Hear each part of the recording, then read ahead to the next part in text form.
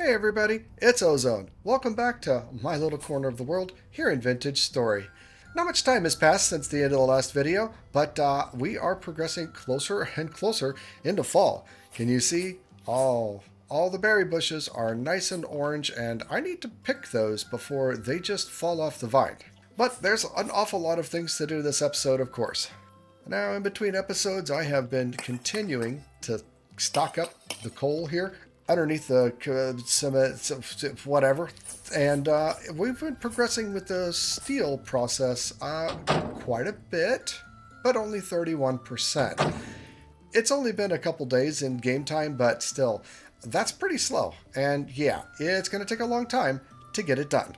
I also made some more lanterns, as you can see above me here, and lit up the area around it a little bit better so that I can continue to work on it through the night. But because winter seems to be just around the corner, I really want to get this field all covered in with a greenhouse. And the same with the bee farm over there as well. Now honestly, a greenhouse isn't that big of a deal. It's not that hard of a concept. We basically just have to enclose this into a building and make sure that most of the roof is actually glass, because that's what makes it into a greenhouse. But by being a greenhouse, it gets a little extra temperature added, and that means that these crops can grow a little bit longer into the winter than they would otherwise.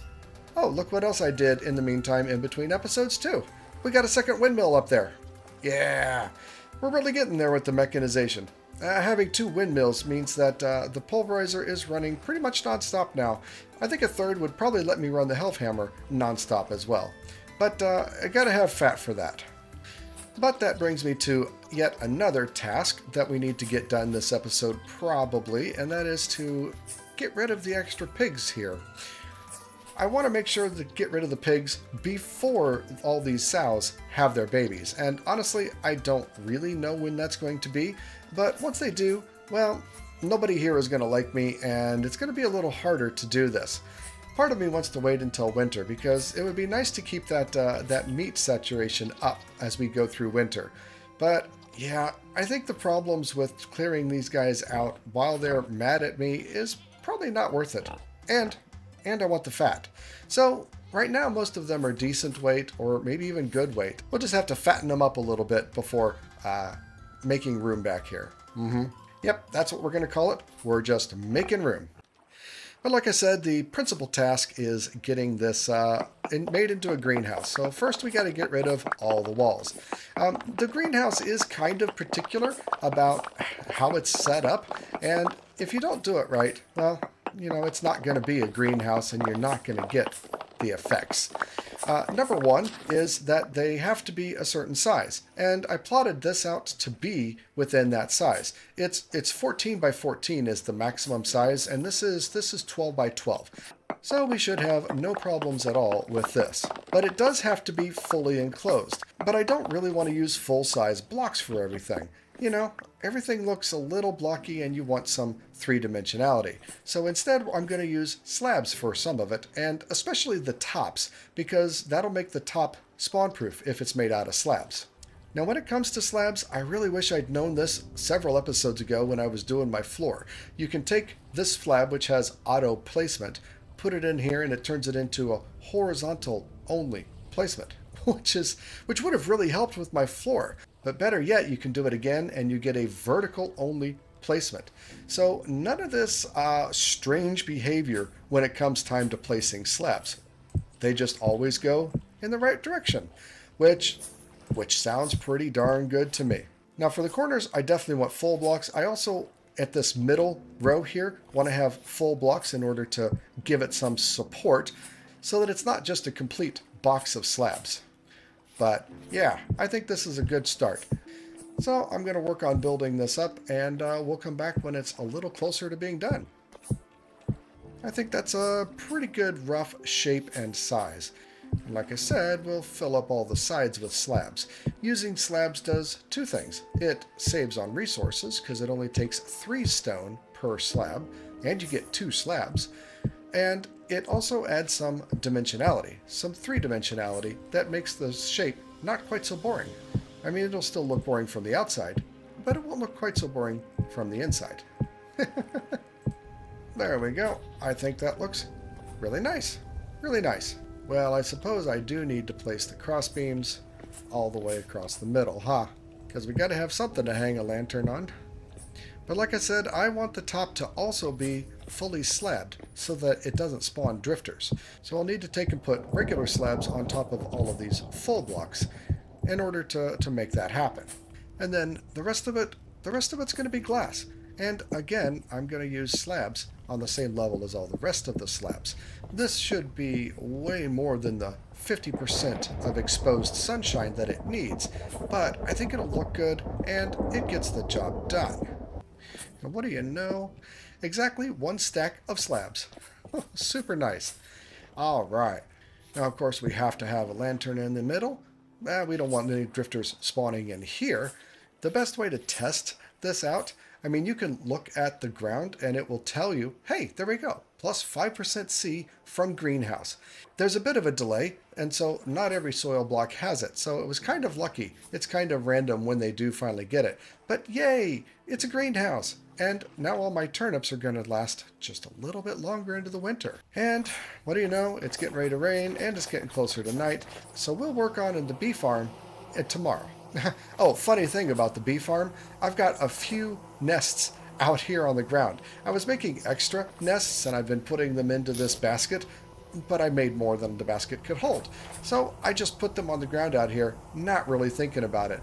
But hey, the bees swarmed to it. So I guess I'll harvest these whenever they're ready, because I don't really consider these to be part of the beehive population over there. Oh well, it's just kind of funny. And as for my big main field here, I've been thinking about it. I could pretty easily split it into 2 greenhouses of kind of odd sizes. And that way this could be a path straight out of the main door back here to the rest of the farm animals instead of being over here or something like that. I'm not convinced that this is the right way to go. There's certainly value in having the field remain fallow, even though the grass grows and I kind of don't like that. But I don't know. I'm still thinking about this one. Oh, I also added some windows to my house along here and kind of brought all the crates and chests down. It looks really nice to be able to look outside. Now, obviously, these are full block windows and I could do something more, but I rather like it. The problem is all the rest of my walls are pretty well filled up with something, and it's really hard to find wall space that I can have to put in some windows. But I've been working on that too. Well, it was a nice night working on the forge. I had the wind power and the helve hammer going all night long. Got about 10 iron ingots done, but it's a bright new day and it's time to start on the second greenhouse. As you can see, it's 7 o'clock and it's just getting bright. So the days are absolutely getting shorter and shorter as the winter gets closer and closer. And honestly, I am not liking that at all.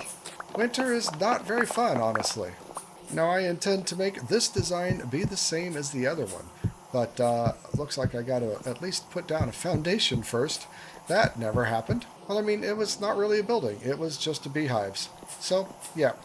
Now we can begin on the structure itself. Alrighty. We are doing really well here. Just got to fill in the glass and the slabs on top, but I think this is an opportunity to move the lightning rod.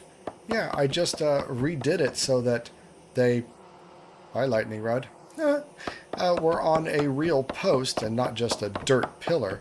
But that's okay. I think this is a much better place to have the lightning rod. So once we get done with the rest of it, then let's put the lightning rod on top. I think that'll look a lot better. But, let me know what you all think. Do you think it's worthwhile to put the bees in a greenhouse? It's kind of marginal returns, maybe, because they'll still hibernate once it gets cold enough. But I really like the idea of doing it anyway. But yeah, leave me a comment. Tell me if you think this is the right thing to do as well. Very nice, very nice. I rather like this. Now, when it comes to finding out whether this is a greenhouse or not, it's a little harder, because there is no farm field to get updated. So what we can do instead is use a reed basket. If you look at the tooltip up there, it says it has a perish speed of 1.28, and things will perish inside a hotter climate. So if we go outside and look at this reed basket, it has a parish speed of 0.8. So yes, this interior space is benefiting from the plus 5 degrees that we get from the greenhouse, and the reed basket is showing us that. It's a weird little hack, really. It's almost like a thermometer. But like I said, I wanted to put the lightning rod here on top of the bee house, and this seems like a good place. This is gonna hurt. Ugh. Yep. Oh well. It's only hit points. Oh no. I've been so focused on keeping up with the building of the greenhouses, I kind of forgot about the steel. Yep. Ah. Okay. There's to you guys. You guys are always a problem, huh? Where's the other one? Alright, well, yeah, I forgot about it. Now, fortunately, it doesn't stop the process. It'll just pick right back up where it was. And that is very, very nice. Very handy indeed. I would be very upset if I had lost all the work. We are at 49% complete. Nice. So, yeah, the bottom line is we just lost some time, which, I mean, it takes a significant amount of time. But it's not a huge loss otherwise, which is a really, really nice feature of this, really. Sometimes staying busy at night is a bit of a challenge. When the wind is not cooperative, well, we got to find something to do. So you might remember in the last episode, I said I went to the cemetery and got a whole bunch of bony soil. So I guess that's how I'm going to do this. I was going to do this in the winter time, but just box myself in full of bony soil here and let's just pan away, and I'll add that to the collection and see what we can get. I'll wait till I'm all done with the whole stack though to go through the contents, but it looks like this is my night for the time being. It's another beautiful morning, and it's time to do some chores in and around the pens here. The other day I had one of the pigs just wandering around outside. They'd somehow gotten out, and I really believe it's due to the trough being partway under the fence, and somehow the pig was able to clip out doing that. So I think I want to move these guys around, and I'm just trying to move out of the way, Miss Piggy. There we go. Yeah, I think I want to move these guys around. My initial concern was that the pig would go on top of this and then be able to jump over and get out. But I've never seen any evidence that that has happened. So I'm not, I don't think that's the case, and I don't think it has to be there. I also liked how it was partway under the fence so I could access it and feed the pigs from outside the fence when they're feeling a little unruly. But I don't think that that's really that big of a deal. So we'll just do that and give it a try. But yeah, this wouldn't be the first time that I've had one of the pigs get out, and I don't really know how. And that's my best guess anyway. You know, I feel like it's time to maybe try to milk this here goat. Do I hold on to it? Okay. It's too stressed and can't be milked. And no, I didn't get anything. Okay. Yeah, this is a first for me. I really don't know how this works. I've been seeing Rodamut try to do it, and it seems like... Oh, hey, we got some milk. Well, that's an accomplishment. I honestly didn't expect that to work. Well, I think I'll just go ahead and add a barrel to my cellar in here and see if we can start storing the milk. All right, there we are. 10 liters of milk fresh for 4 days. Can I get anything done in 4 days, or will I just have to drink it? I don't really know, but I'm willing to find out. So what can we do with milk? Basically, the only thing that we can do is turn it into curdled milk, which can then be turned into cottage cheese, which can then be turned into some other kinds of cheese. But in order to do that, we need a pickled vegetable, and that requires brine, and that requires salt, which I do not have. I've gotten a hit on salt way over here across this big lake. Here's my house right here.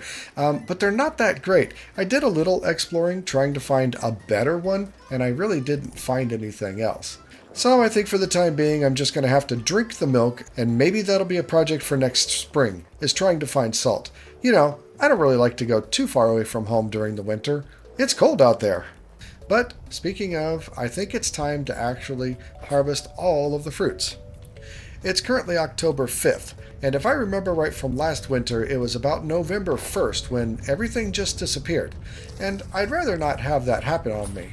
So let's grab what we can, as much as we can, and then go from there. I've been able to make a little bit of jam, and so I'll be making a little bit more with the honey that I've got on hand, but I think it's basically going to go into rot or feeding the pigs in order to fatten them up so that they can be harvested a little later on. But yeah, it's that time of year where the berries are going to go away, and honestly, that makes me sad. Well, that was indeed quite the harvest. 4 full stacks of berries, 5 full stacks of berries, and a little extra. And speaking of winter preparation, I have got most of these jars pretty darn full. I've also organized them so that there's a certain kind of vegetable within each one. And it feels really satisfying to do. But yeah, I have got plenty of food for the winter. That never really was a concern after surviving last winter, but yeah, I'm just super decked out. Plus, I've been able to do quite a bit of preserving with jams up here, so I've got quite a few jams already made up to keep that fruit nutrition high during the winter as well. So I feel like I'm doing really well in the winter preparation department, and I better because it's just around the corner. Look at that, 86%. We are almost there. It is October 7th, so we've been at this 2-ish or 3 days. But I've gotten pretty much all of the tasks done that I wanted to get done around the house, at least in terms of preparing for winter. Except for one, and that is to fatten up the pigs and thin the herd a little bit.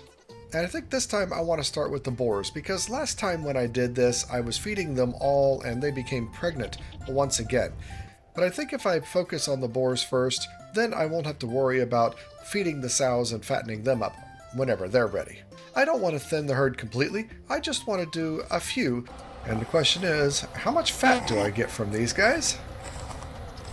Too fat. Very nice. Alright, well, you win the next lottery. And well, it looks like this one's going to be a twofer. I don't really have much of a choice, I think. Look at that, 26 meat. That is so much. And 7 fat, which I think is enough to let me make a transmission and clutch. For the rest of you, it's your lucky day.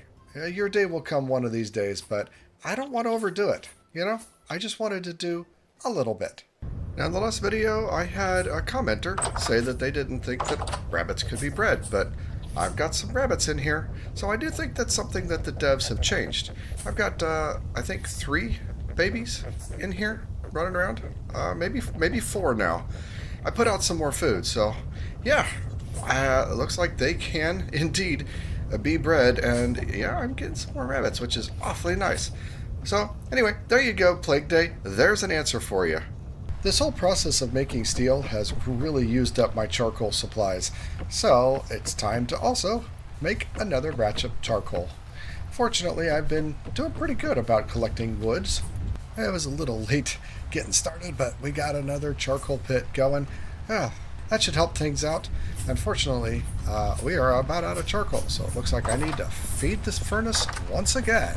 And speaking of out of charcoal, yeah, 14, all I have. Let's hope it's enough. But, like I said, it kind of doesn't ever hurt the process to run out of coal. And yeah, I just ran out of coal. And it's a little dangerous out here. Let's just see if we make it through. I don't know. Oh, yeah, we're at 94%. We might just have just barely enough coal to make it through. Let's hope that's the case. Time to check on it. It's a bright, clean, new morning, and are we done? 97%. Okay, it doesn't go as fast as I had hoped. And my charcoal is not looking good. Actually, there's no smoke coming out of it, so it's not working because I only have charcoal on one side of it. And apparently, essentially, that charcoal is going to be wasted. Oh wait, I've got some brown coal. I think that'll work. Let me be right back. So can I use brown coal?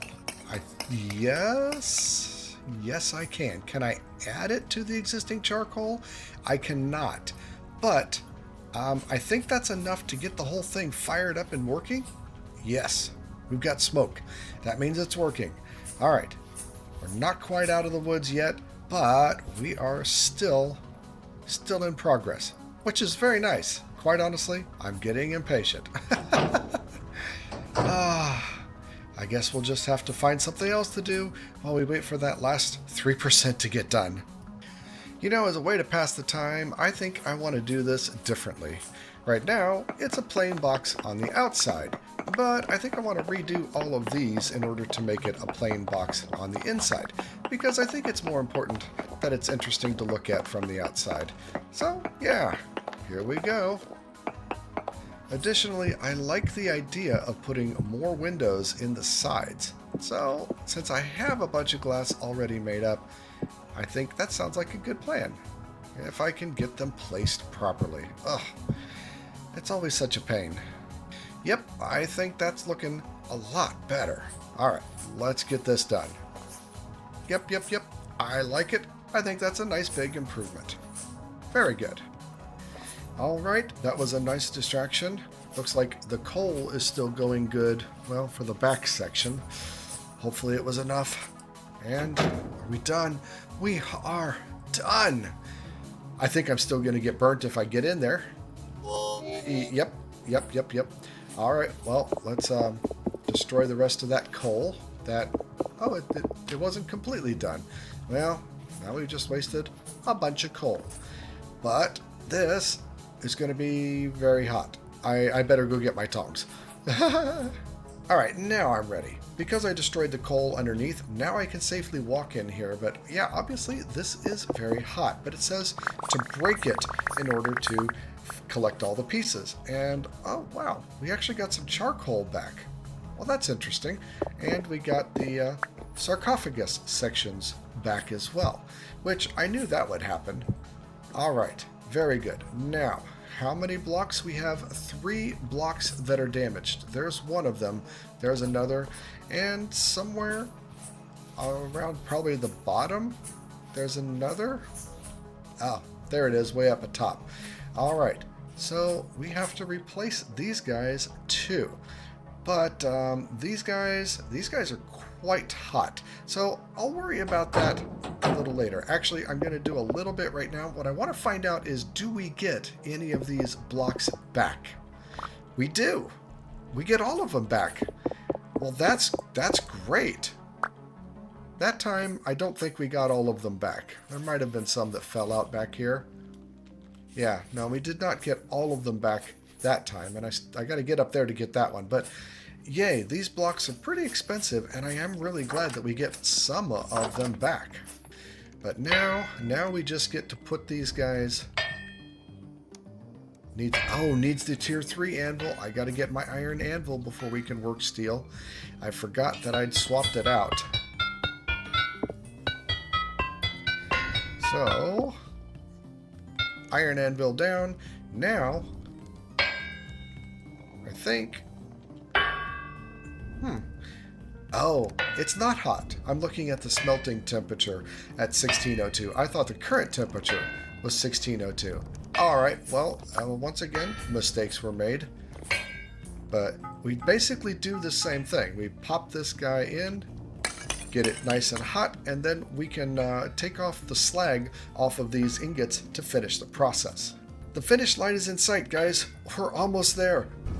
And right in time, the wind has picked up. So now we can just let the Hellhammer do its thing. It doesn't actually have that much compared to the iron ingots.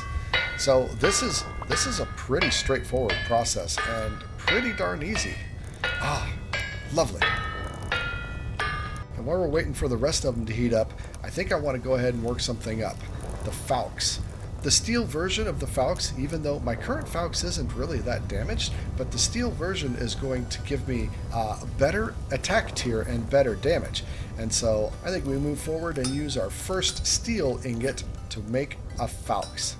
And so with the beautiful glow of the greenhouses behind me and my brand new steel Falx in my hand, I think we've gotten an awful lot accomplished in this episode. I am very happy with the amount of progress and preparation that I've made, and I feel like I'm ready for winter.